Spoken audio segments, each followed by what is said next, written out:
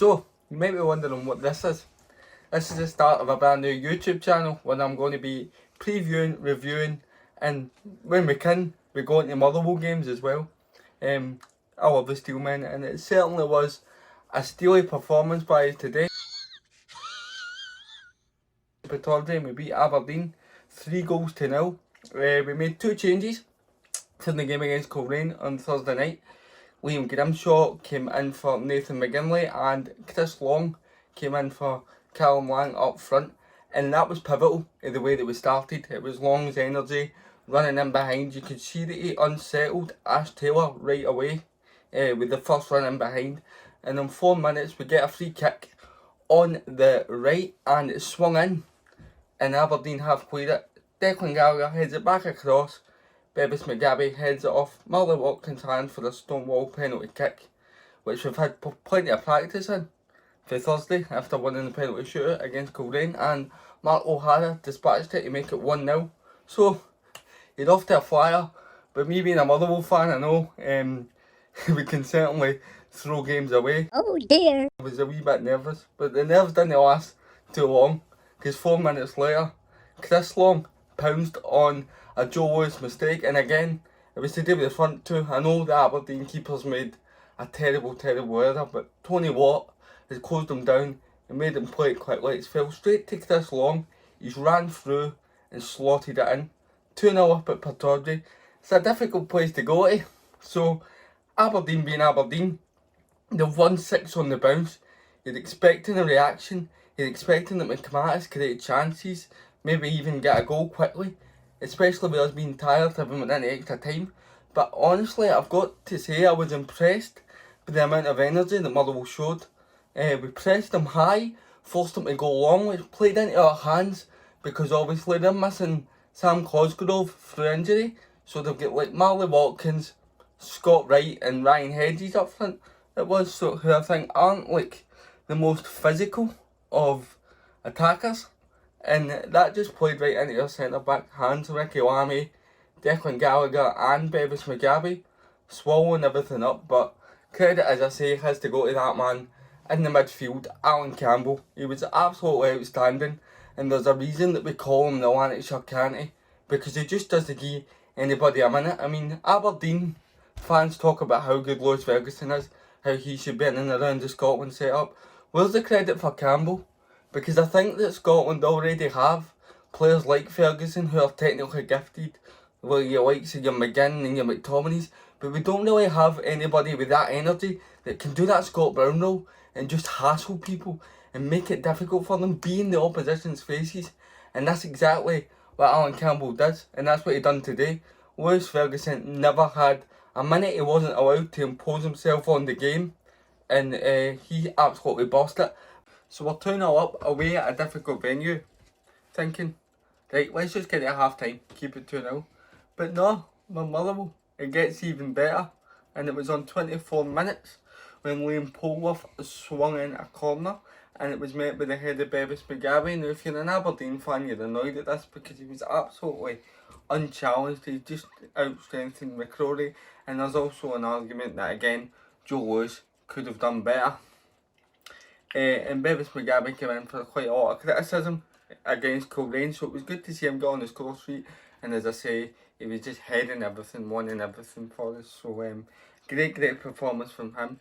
And speaking of players who have come under criticism, Liam Grimshaw, he came back in today for Nathan McGinley, and I quite famously, well, I'm not going to say famously, went a wee bit viral amongst Motherwell supporters. Tam Cowan screenshotted something that I put up. I said that I'm a better player than Liam Grimshaw and I've got cerebral palsy. Well, I just want to apologise to Liam because after the day I couldn't touch him, mate. I mean, I might be able to dribble, but that's just in my chin. But no, fantastic performance. But Aberdeen did have one chance in the second half. The ball came out wide and it was whipped in from Aberdeen's right hand side, and it was a header from Marley Watkins which crashed off the inside of the post. Aberdeen having that chance at the end of the half there, but we got away with it and we go in at half time 3-0 up. So you're thinking Aberdeen, they're going to come out and they're going to causes problems again. I don't know, I was just expecting something to happen. I was also expecting us to tire. But again, in the second half, Aberdeen, they had plenty of the ball, but I think Trevor Carson, his gloves were cleaner than my boxers usually are when I'm watching Motherwell. So, he never had any saves to make, and we ran away 3-0 winners at Pittodrie, and that's us up to 8th position in the table. So I know we're 3 points off the drop. It depends what way you want to look at it. Glass half full, glass half empty. But we're 3 points off the drop and also 3 points off 5th place. So if we can maybe, I know we've got a tough game next week against Rangers, but we've won 4 out of 5. We've not really conceded many goals for open play this season. So why not go into that game with confidence? But if we're going to do well, we're going to need to perform the way we did today. And Stephen Robinson, if you're watching, which I doubt because this YouTube channel is brand new, get Allan Campbell to sign a contract right now, because he's only got a year left. It runs out at the end of the season, and we can't lose him for free. So he either signs or we need to sell him. And if we do sell him, you might be shocked at this, but I would be asking for just as much, maybe not even more, than what we got for David Turnbull, because we as a club don't have a replacement for Allan Campbell. We've got Polworth that can come in, and as I say, last season he got the most assists.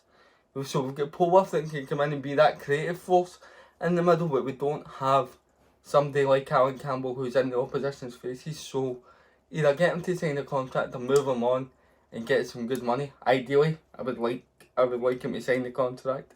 And it's good that his injury that he might have sustained the other night is not as serious as first thought, because he'll be massive for us on Thursday night against Hapoel Beersheva, the Israeli side, because if we go there, we need somebody that will just win the ball for us and allow us to get up the park.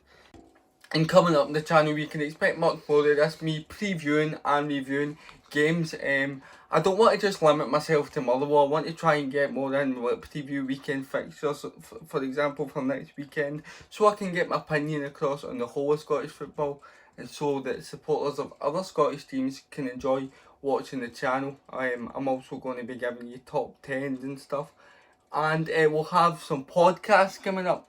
I've got a few in the pipeline, but I'll keep them close to my chest for now. But the big thing, the main reason for the channel and why we call it A Different View is because I'm going to be going to facilities around about Scotland, stadiums around about Scotland rather, and reviewing their disabled facilities, and we'll review these on many different aspects. So things that are important if you're going to the game as a disabled supporter, such as your access to parking, how close can you get to the stadium, does it cost for the parking, and is it easier for your carer to push me.